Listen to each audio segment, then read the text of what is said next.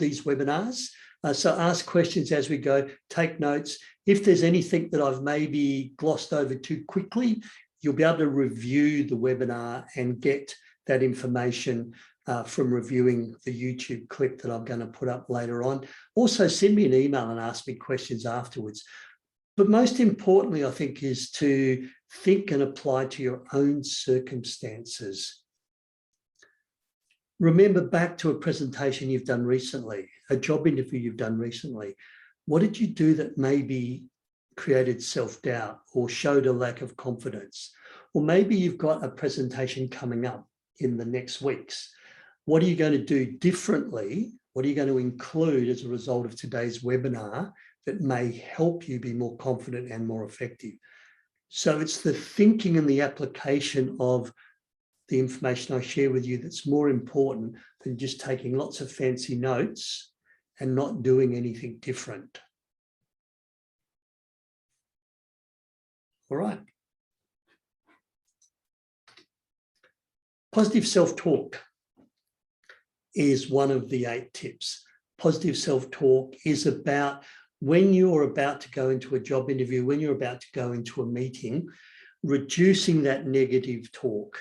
And some of us have a little person who sits on our shoulder and whispers in our ear, you know, I really don't have a chance at this job. I'm not good enough. I know there's more experienced people there. And positive self-talk would be, wow, Peter, you've done really good to get to this interview stage. Great job. It's a competitive field. Well done for getting to this interview stage. And wow, good job volunteering to speak at the next conference. Good job volunteering to speak at the next safety meeting. So that positive self-talk, Susan Jeffers calls them affirmations. Affirmations. And it's the thing we do to neutralize negative self-talk. What if you don't like what I'm going to say? Negative self-talk. Positive self-talk, far better to share my truth, to share my message and be rejected than to hide behind fear and not share my truth. So what are your positive affirmations that you use when you have self-doubt creeping in?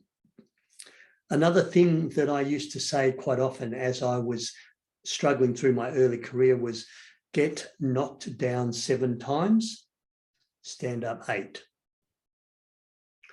And it could be get knocked down 25 times and stand up 26 times.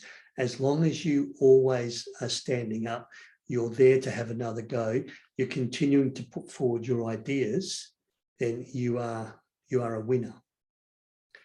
And we've heard of stories about Thomas Jefferson and the electric light bulb and how many prototypes and how many failures. He didn't call them failures. He looked at them as, that's one way that does not work. So now I need to move on. They're learning experiences.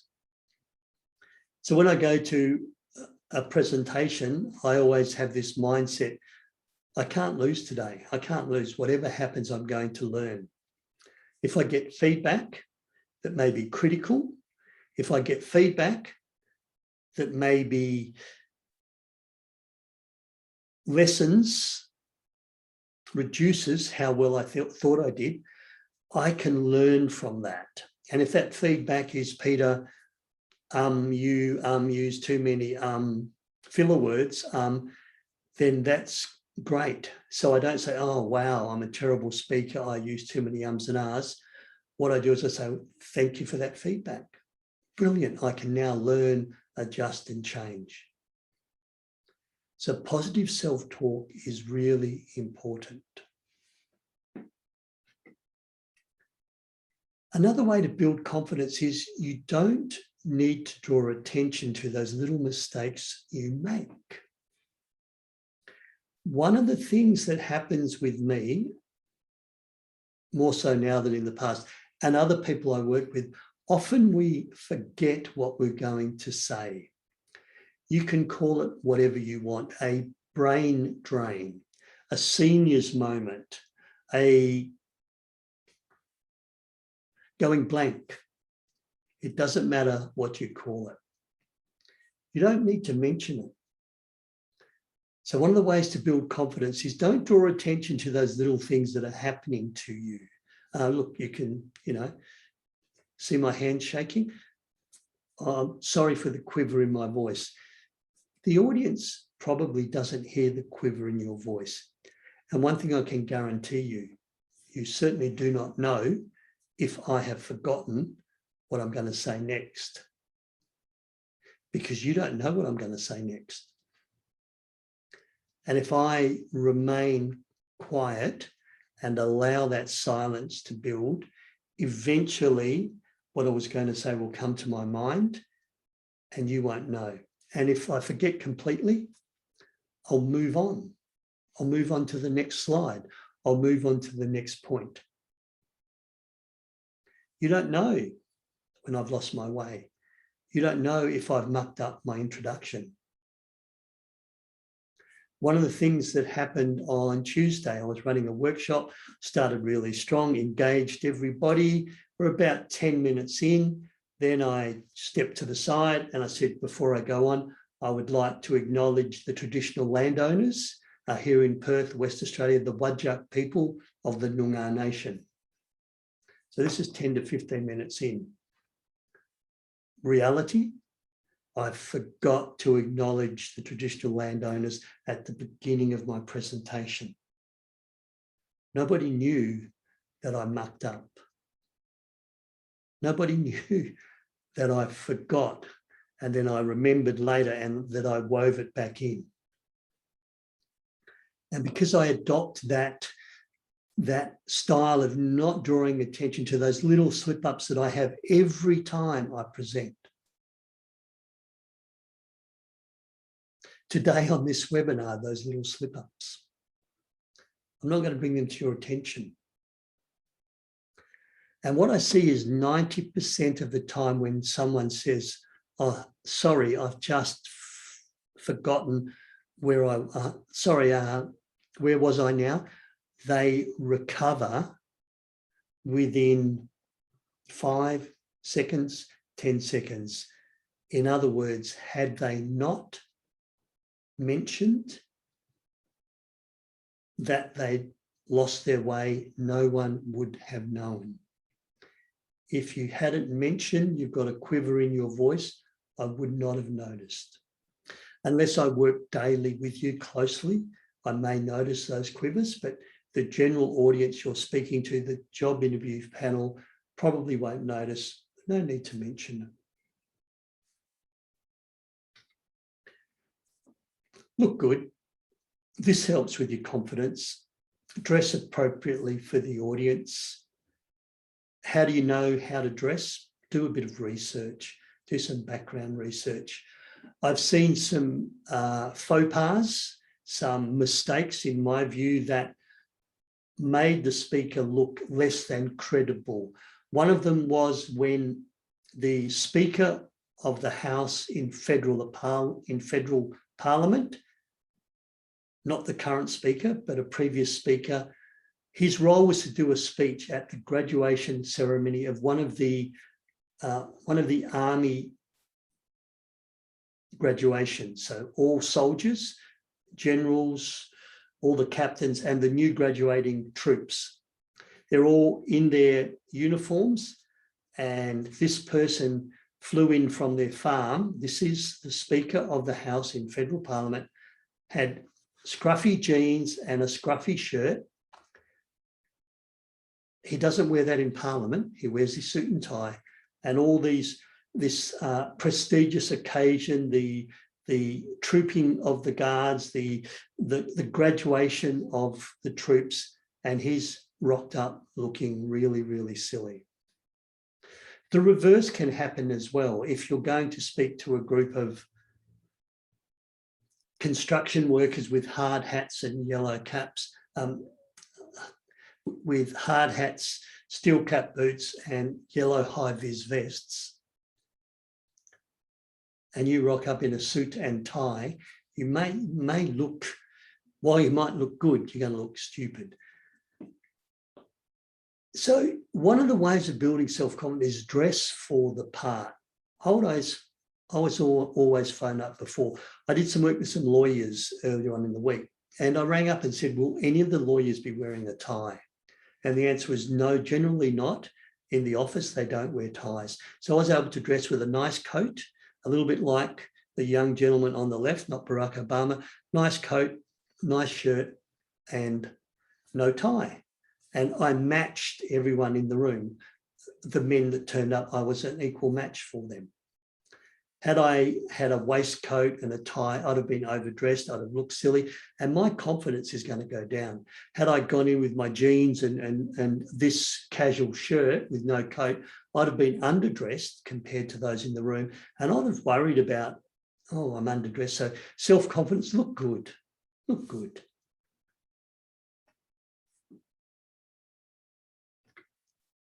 Any chats? Any comments? Feel free to put them in the chat. Next, start small. Start small. In building confidence, don't take on something that's too big. We know there's this school of learning, this school of training. It's called dive in at the deep end. With public speaking, I would be reluctant to, if you're nervous and you're lacking self-confidence, to speak at a 2,000 person conference as a keynote speaker straight away. So I think little steps, and it's about expanding your comfort zone a little bit by bit. If you're struggling at job interviews and you find interviews daunting, do some mock interviews with some friends or colleagues. Hire a coach to help you, mentor you in the interview process. If you're struggling doing presentations, practice in front of some friends. Join a Toastmasters club, join a rostrum club, public speaking clubs, and go and practice speaking there. And there's no consequence if you make a mistake. There's no consequence if you don't do the best job, because it's a club where you go to practice and improve your public speaking and to build that self-confidence. I once had an intensive care nurse, and she came to one of my workshops and she says, Peter, I'm a terrible nervous speaker. Last time I spoke to a group of 30 staff, I actually fainted and woke up in ED, really just fainted, overwhelmed. And Peter, can you help me? I'm speaking in front of 3,000 people in Sydney at a national nursing convention in 2 weeks' time. Can you help me? No, I can't. Well, I can. My recommendation would be don't do it. That's too big a leap. 3,000 people and you fainted in front of 30 people. Get comfortable in front of 30 people. Then maybe get comfortable in front of 100 people. Psychologists will call this desensitization. You lack self-confidence, build a bit of self-confidence up. When you go to Toastmasters and you go, for 6 months, all of a sudden you notice your confidence has increased a little bit. Now you might speak at a smaller conference. And then you might go to a state conference. So start small and do that one step at a time. Gradually get out of your comfort zone.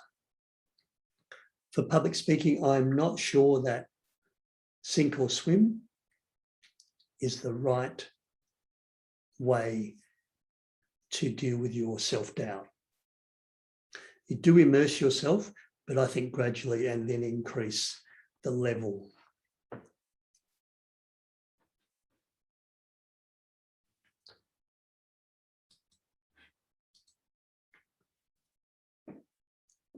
While I say don't mention those small mistakes you'll make, one of the strategies to build confidence is to be open about being nervous. So by being open, you're letting the audience know up front that you're quite nervous. I call this phenomena the elephant in the room, and it can help you with your self-confidence. It's a strategy that some people use. Other people prefer not to self-disclose. Now, I mentioned in my introduction that I'm a person who stutters. I don't stutter as much as I used to, but when I was growing up, I had a really severe stutter and really struggled. So I don't have to worry about my stutter now because it has crept in a couple of times. You may or may not have picked it up. Whereas if I don't tell you that I stutter and I try to avoid the stutter the whole time, I'm going to be worrying about it. I also call it the monkey on your back. And if you're nervous, one of the things you can do up front is to disclose the elephant in the room. Now, the elephant in the room is that, that noisy thing. It's in the background, it smells, it keeps on moving, it's rustling, and you sort of, come on, stay behind, don't come out. Let people know the elephant in the room. Example.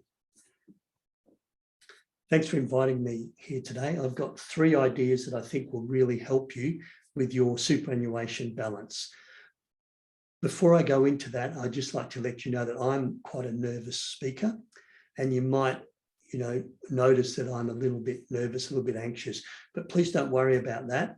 I still have 3 things I want to share with you that I think will be very valuable to you. I've worked with a person who's quite good at public speaking, so less about nerves, a little bit of self-doubt, but not a lot, and her face goes bright red. So think of beetroot colour red. So she stands on stage, she's got 20 clients, she's at a conference with 50 people, and her face goes red. She used to wear, the scarf or the cravat to try and hide it as it goes down her neck, put on lots of makeup to just try and hide this red flush that rises and goes all over her cheeks. It's a physiological response. She can't do anything about it. Her strategy now is, thanks for inviting me today. I'm going to share with you 3 ideas to help with your superannuation balance. Before I go on, just notice that my face is going bright red. Please do not worry about it. I'm not having a stroke. I'm not having a heart attack. This is just something that happens to me every time I do public speaking. All right, let's move on to the 3 things I was going to share with you. Acknowledge it, the elephant in the room. Let people know you're cool about it, you're not worrying about it, and move on with the content. Your content is king, your content that the audience wants to hear. My elephant is my stutter. I spent so many job interviews trying to hide my stutter. And then 15, 20 minutes in, my vocal apparatus would get tired, the stutters would start to surface, the interview panel would look at me and they'd think, what on earth is going on? And I never got the job. Then in my latter career, I used to start by saying, well, before I answer that question, can I just let you know that I'm a person who stutters and I find job interviews quite stressful.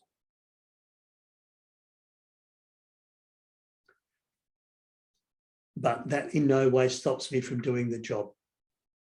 I would then move on, do a 1-hour interview, and the interview panel would say, but Peter, you mentioned something about a stutter. What stutter? So it's amazing what can happen when you announce the elephant in the room, when you're open about your nerves. And that gives you the confidence, the self-confidence to move on.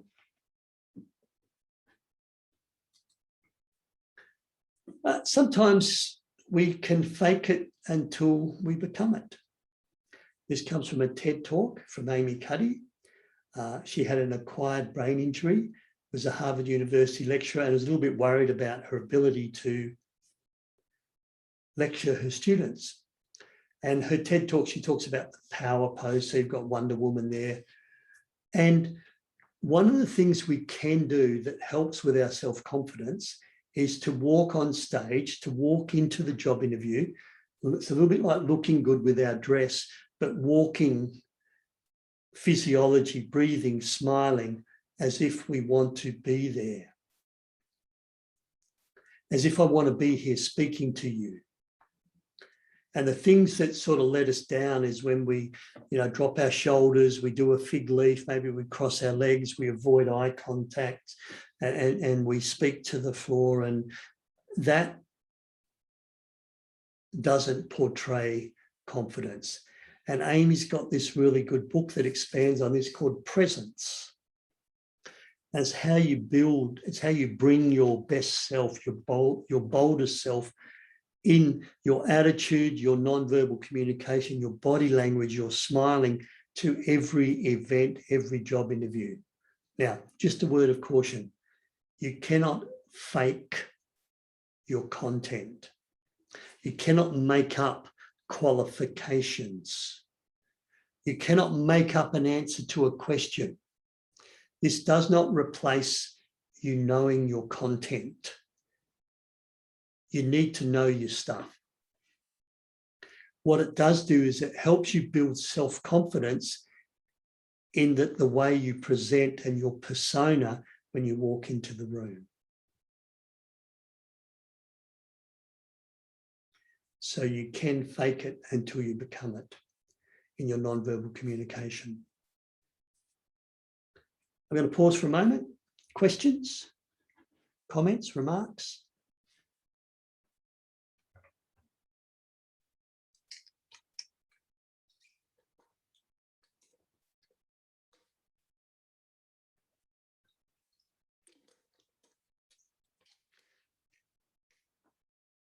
One of the questions that I get looking at the power posing, do you do that in interview? No. Do you do that at the meeting? No. Do you do that when you're on stage talking? Yeah, you can if it's appropriate. Generally, this faking it till you become it and the power pose, as it's called, you do that before you walk into the room. So the power posing elevates your testosterone level and elevates your serotonin level. So these are the good chemicals that help our vocal quality, help our energy level. I wouldn't sit in a job interview with my hands on my hips like this. I wouldn't walk into a meeting like this. It is an aggressive stance, but it helps you build that self-confidence and it helps you look good when maybe you're feeling a little bit nervous. Do that before you walk into the room. Moving on. Another way to build self-confidence is to help others. Solve problems. Remember I said 3 ways to boost your superannuation. If you were a financial planner and you were speaking to people about how to grow their superannuation as they get closer to retirement, you're helping them solve a problem. Because here's the thing, with self-confidence, we're worrying about us. What if you don't like me? What if I muck up? Clearly I'm nervous. I'm going to go to the fig leaf now. I'm going to shrink. But if all I'm doing is solving your problem, today I'm hoping I'm helping you build some self-confidence. So it's not about me. It's not about me looking good. It's not about me looking confident. It's about me helping you be more confident. If you focus on that idea of the sole purpose of today is to help my audience. And you know what area you speak in, whether it's mental health, first aid, safety on a mine site, dealing with homelessness, helping people, move through family violence. You know what your topic is. And if your sole purpose is to help others, you notice that focus becomes more outward and you're less worried about your own self-confidence, your own self-doubt. So a thing that switched me from being nervous, self-conscious to being more present, more self-confident was the realization that people were learning, that people were moving forward, becoming better public speakers because of what I was doing in helping them. And I stopped worrying about myself. And the last one, understand your fears. So your nerves, your fears around public speaking. I mentioned Susan Jeffers earlier on. She also talks about affirmations. This is the positive self-talk. But fears and self-doubt are not necessarily negative. When we have a little bit of fear, we have that anxiety, that little bit of nervousness, and that psychologists talk about the fight or flight. And it comes from how we don't get eaten by dinosaurs. So when you go out hunting, there are dinosaurs around looking to eat you. You have reasons to be a little bit scared. So be a little bit careful. And what happens is your nervous system goes into fight or flight, which makes you a bit more agile, a bit more responsive, sharper. So to be completely free of nerves and have no fear, no anxiety, means you'll probably come across a little bit flat, a little bit complacent.